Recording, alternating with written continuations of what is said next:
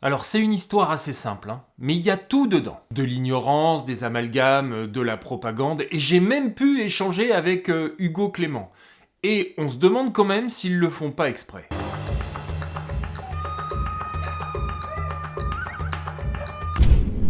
Si tu veux soutenir Guichard sur Terre, abonne-toi à sa chaîne.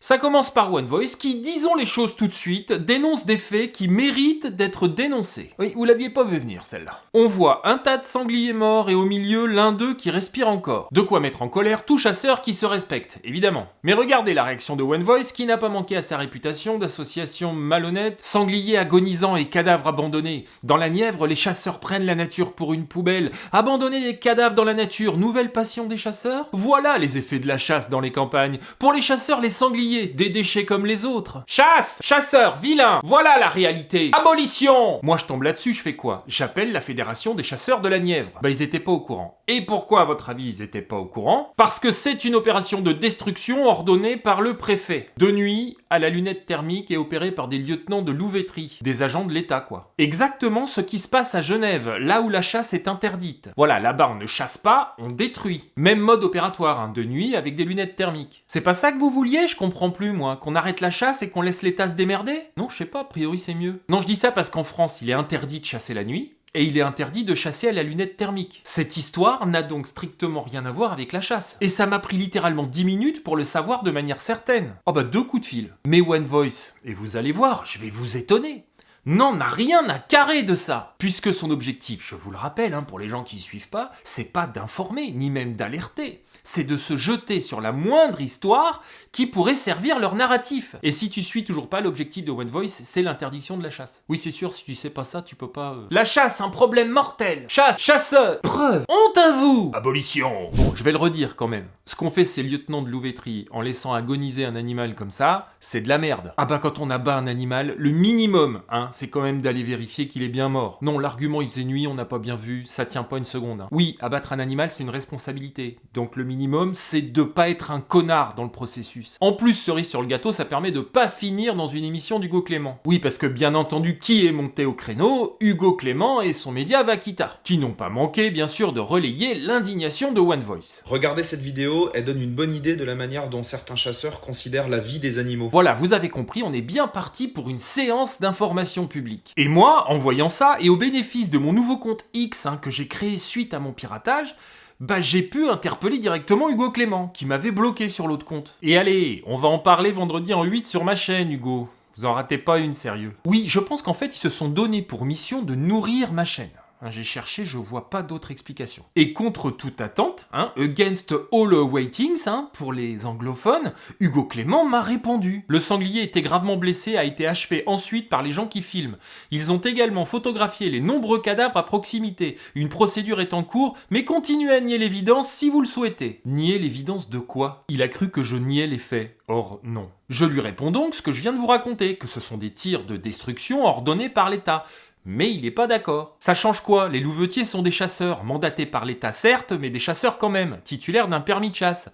Après, vous pouvez jouer sur les mots, ça change rien au fait et à la cruauté de laisser un animal agoniser. Bon, mon cher Hugo, oui. Pour être lieutenant de louveterie, il faut avoir son permis de chasser. Je pense que tout le monde est choqué par la nouvelle. Je lui ai donc répondu que permis de chasser ou pas, on n'a pas affaire à un acte de chasse, puisque tout dans cette opération est interdit à la chasse. Tu comprends, Hugo? Un pilote de rallye, mettons, qui renverse un photographe au bord de la route. Tu vas pas faire un tweet pour dénoncer les automobilistes sous prétexte que le pilote de rallye il avait son permis de conduire. Si? Ah bah oui, mais là c'est sûr. Moi t'as vu, je lui dis juste ça. Oui, c'est dégueulasse, mais c'est pas un acte de chasse. Je lui dis aussi que la chasse, c'est le contraire de ça dans les valeurs. C'est tout. Qu'il aille engueuler le préfet, quoi. Et vous savez ce qu'il me répond? La chasse, c'est le contraire de ça. Richard, soyez de bonne foi, s'il vous plaît.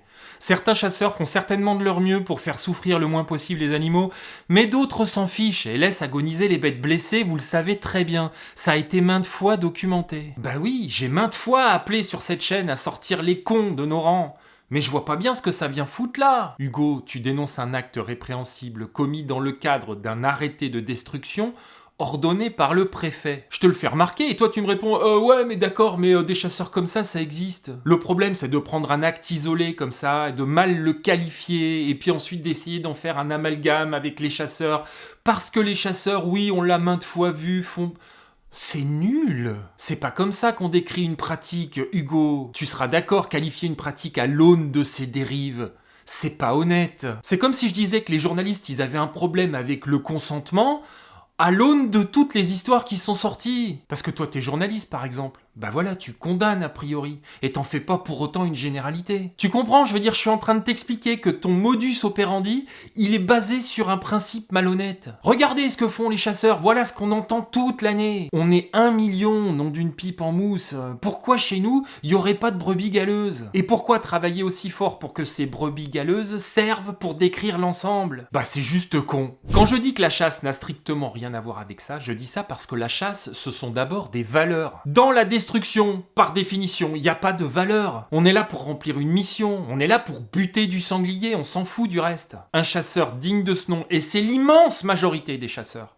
il a des valeurs, c'est-à-dire que ce qu'il va tuer, il va s'en préoccuper pour pouvoir ensuite le retrouver, pour pouvoir ensuite le préparer et puis le manger. Et si un débile a son permis de chasser, mais qu'on lui enlève. Moi, je ne défends pas les chasseurs, je défends la chasse en tant que concept. J'ai créé un média avec mon poteau Charles-Henri qui s'appelle Chasse Éternelle et notre leitmotiv, c'est ça. Chasse Éternelle est un média impertinent qui défend une chasse moderne et éternelle et qui déboîte quiconque voudrait l'abîmer. Dans quiconque, il y a les anti-chasses menteurs et manipulateurs, mais il y a aussi les chasseurs qui s'essuient les pieds sur les valeurs de la chasse. Je termine donc mon tweet par ça. Aide-moi plutôt à sortir les cons de la chasse plutôt que de bosser toute l'année à l'abolir. Et toi de me répondre en terminant la discussion, je ne bosse pas pour l'abolir, j'informe sur les nombreuses dérives qui portent atteinte à la biodiversité et à la dignité animale. J'ai jamais dit, écrit ou pensé que tous les chasseurs étaient à mettre dans le même sac. Merci pour cet échange, bonne journée. Ouais mais enfin bon, tu parles de chasse que dans ces moments-là, tu vois, les gens qui te suivent, eux, ils en ont rien à secouer de la chasse, pour la plupart, donc l'image qu'ils s'en font, c'est que ce que tu leur montres toi, c'est-à-dire systématiquement des dérives. Donc globalement, c'est quoi que tu fous dans la tête des gens? Un sentiment global anti-chasse. Voilà, c'est un petit peu le résumé de ton action s'agissant de la chasse. Même s'il me semble, Hugo, et au risque de me tromper, que tu as quelque peu évolué quant à ton image personnelle de la chasse. Oui, croisant mes diplômes en Hugo Clément, il y a quand même un peu du changement. Changement qu'on retrouve par exemple sur la vidéo que t'as postée sur Vaquita. Moi, j'ai rien contre la chasse en elle-même si ça permet de se nourrir et de nourrir sa famille. Hugo, franchement, je pense pas que tu l'aurais dit il y a quelques mois, ça. Mais soyons sérieux 2 minutes et voyons la suite de cette phrase. Moi, j'ai rien contre la chasse en elle-même si ça permet de se nourrir et de nourrir sa famille, mais là, on voit bien que c'est pas du tout le cas.